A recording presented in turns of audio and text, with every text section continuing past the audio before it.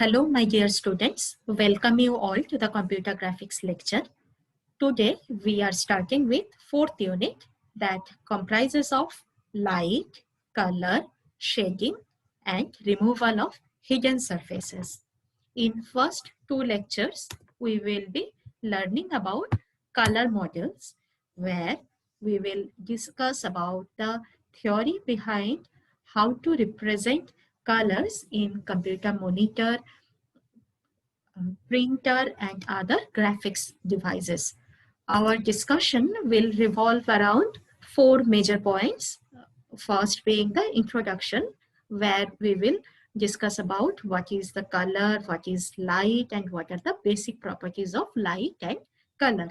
Then we will start defining colors in terms of dominant wavelength or hue, brightness or intensity, and saturation or purity of color. After that, we will try to perceive color, and we will learn about the first mathematical model of color, that is CIE, chromaticity diagram. This diagram is very much important for exam as well. We will also learn about the color gamut. And finally, we will discuss about some used and available models like RGB, CMY, and HSV. Okay. So what is color? Color is basically the interaction of light and coordination of eye-brain system of human beings. What is light? Light is an electromagnetic wave emitted by a illuminating source. The light source can be sun, from where we can get the sunlight, or it may be a light bulb, or maybe a computer monitor, something which is an active source. Okay, like any other electromagnetic wave, light is also characterized by two parameters: frequency and wavelength. What is the frequency? Frequency is number of waves that pass a fixed point at unique time. So how many occurrence of wave are happening in unique time? That is the frequency. And what is the wavelength? Wavelength is the distance between two consecutive crests of a wave. As we know that the wavelength and frequency of the monochromatic wave are inversely proportional to each other. That means F varies as 1 upon lambda, or F into lambda equals to constant. This proportionality constant is the speed of light, c, right? So c equals to F into lambda. Now for different materials, the frequency of light is always constant. But what is different? The wavelength. Depending upon whether it is going through vacuum or going through fiber optics, the wavelength will differ and the speed will also differ. Now, different colors, they correspond to the radiation of different wavelengths. When we started, we said that color is the interaction of light and the eye-brain system of human beings, right? So human eyes that have one major role here. Human eye can perceive the wavelengths in a certain small range. Let us check the range of human eye perception. The human eye can perceive about 382,000 different colors in a small range. So this perception is same for boys and girls. Sometimes girls complain that boys cannot differentiate between pink and peach, but all human eyes, generally, they can perceive around these many colors. And what is the range?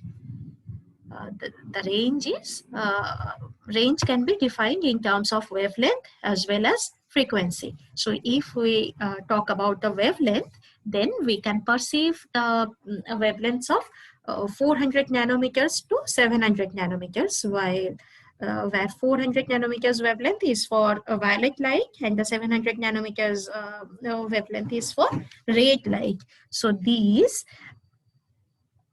reside between the infrared and the ultraviolet rays, right? We cannot see the infrared or ultraviolet rays. If we talk in the frequency range, then we can say we can perceive lights which are having frequency range starting from 4.3 into 10 to the power 14 hertz to 7.5 into 10 to the power 14 hertz. These lowest frequency is for red color and the highest frequency is for violet color. So red color is having maximum wavelength and minimum frequency of the visible color range. Now, how we can see the color in an object? Suppose the room is dark, there is no light. Can I see the color of the object? We cannot, right? So we can see the color of an object only when some light incidents on it, right? What happens? So light source, any active illuminating body, be it sun or be it computer monitor or be it our electric bulb, they emit some wavelengths. If they emit all frequencies in the visible range, then we can get the white light. Otherwise, if they emit some specific frequencies, we can see some specific color of light, right? So the light emitted by the active light source, that is called as the emitted light. Now what will happen? Those light or the frequencies will incident upon one object. The object will absorb some of the frequencies and it will reflect the rest of the frequencies, right? So the light bounced off by objects is called the reflected light, and that is known as the color. So we can say color is the combination of frequencies reflected. Let us check this picture. So we are having frequency in the x-axis and energy in the y-axis, right? So this is the starting frequency of red and this is the frequency of violet. These frequencies incident upon one object and the object absorbed some of these frequencies and it reflected these particular frequencies. So that is somewhere in the lower range, somewhere near the red. So these frequency which is being reflected, these combination, these frequencies, they are known as the reflected light or the dominant frequency or the dominant wavelength, if we are talking about the wavelength. Okay, so color of the object will be some shade of red, somewhere near the red color. Or we can say the perceived light has a dominant frequency at the red end of the spectrum. Or we can say the perceived light has a dominant wavelength at the red end of the spectrum. Okay, now if all frequencies are absorbed, which color can we see? The color is black. And if all frequencies are reflected, then the color is white. Okay, so before going into the engineering details, let's have a tint of biology over here about how human eyes perceive colors. So this is not important from the perspective of your exam, but I think this would be interesting. So in our retina, we have two types of receptors. One is the cone receptors, another one is the rod receptors. So rod receptor is mostly for perception of luminance or how bright the color is, for understanding that. And while talking about the cone receptors, there are three different types of cone receptors. And these three different receptors, they are responsible for color representation. Each type is sensitive to different wavelengths. We can say that the roughly S receptor, that is equivalent to a blue sensor, M receptor that is equivalent to a green sensor, and the L receptor that is equivalent to a red sensor. And on an average, their peak sensitivities are located at approximately 430 nanometer, 560 nanometer, and 610 nanometers. Okay. Let's come to the physical properties of light. Now, all kinds of light can be described by the energy of each wavelength. Generally, when the light is coming, that is a combination of multiple wavelengths. Okay. So here in the x-axis, we are having the frequency plotted, and in the y-axis, we are having the energy plotted. This is the red point, this is the violet point, and we are having the function over here.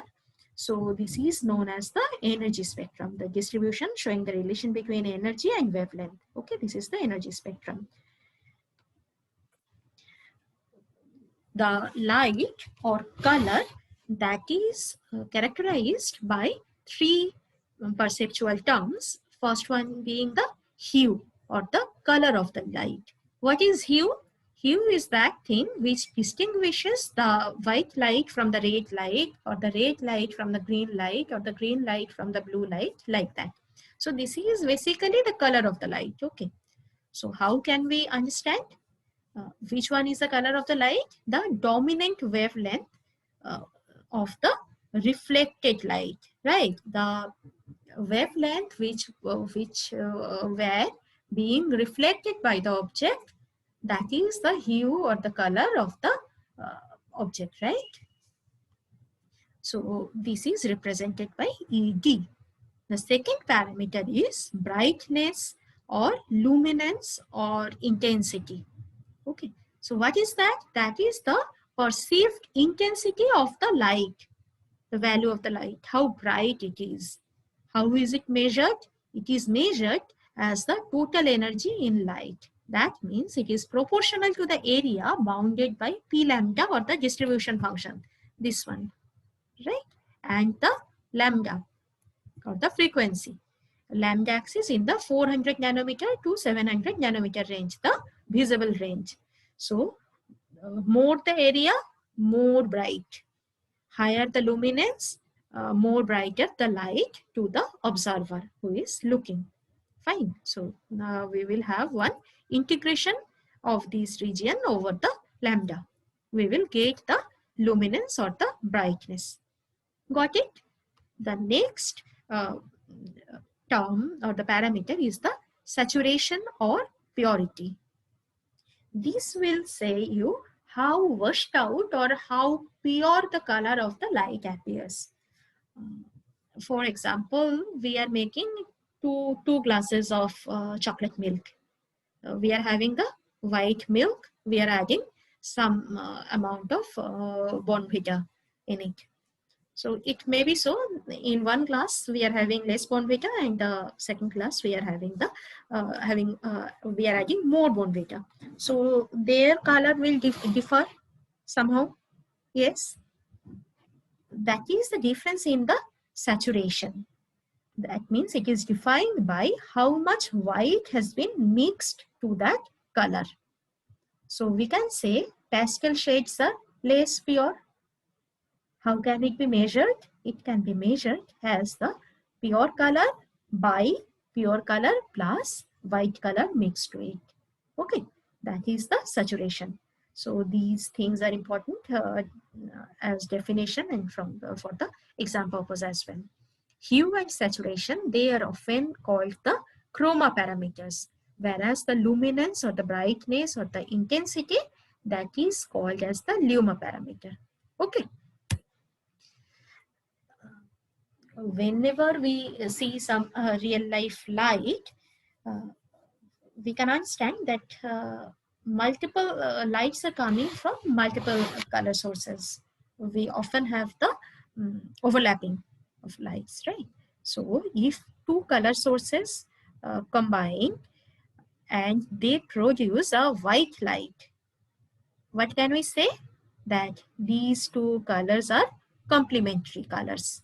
For example, red and cyan, if we mix these two rays, we will get the white colors. So they are the complementary colors. Similarly, if I add magenta to green, I will get the white color. They are the complementary colors. Similarly, blue and yellow, they are also the complementary colors. Okay. What is primary colors?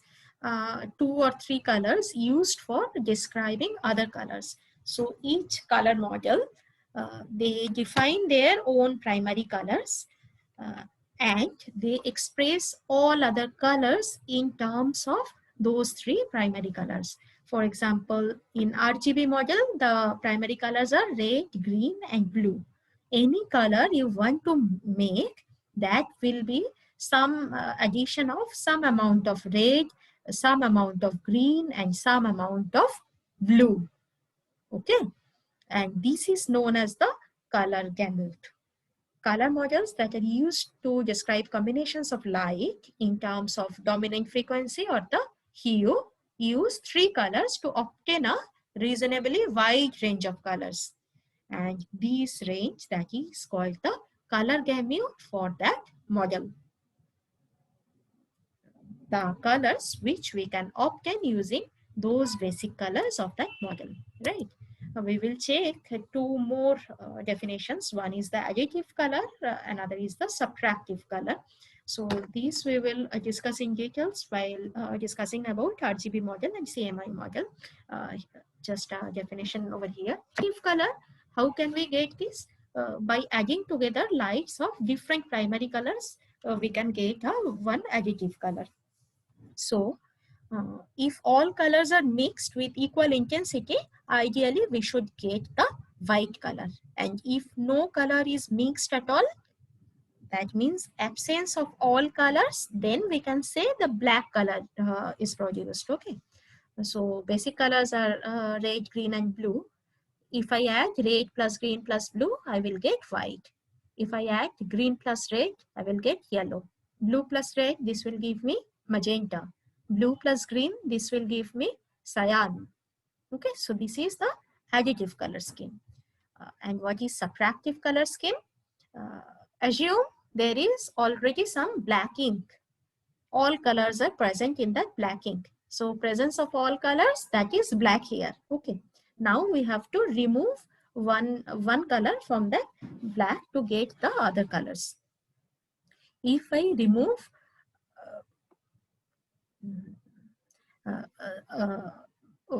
all the colors, then which color will be produced? The white color. Okay. We can assume that basic colors are cyan, magenta, and yellow, and we can get these combinations. I will discuss it in more details while doing the CMY model. Okay. So this is the additive color scheme. Initially, no color is there, so the background is black, and then we are adding red, and we are adding green, and we are adding blue, and finally we are getting the white color. And here,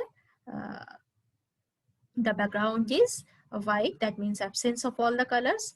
Then we are adding then we are cyan, then we are adding magenta, and then we are adding yellow, and all the mixture of all the colors, we are getting which color? Black. And absence is white and presence is black over here. So if I remove something like yellow, which color will I get? I will get the, if I remove blue from this color, black color, which one will I get? Yellow. If I remove red, I will get cyan, like that. Magenta, I will get green. Okay. So in our next video, we will be discussing about the CIE chromaticity diagram. Listen carefully and have a break. Come back after the break. Thank you.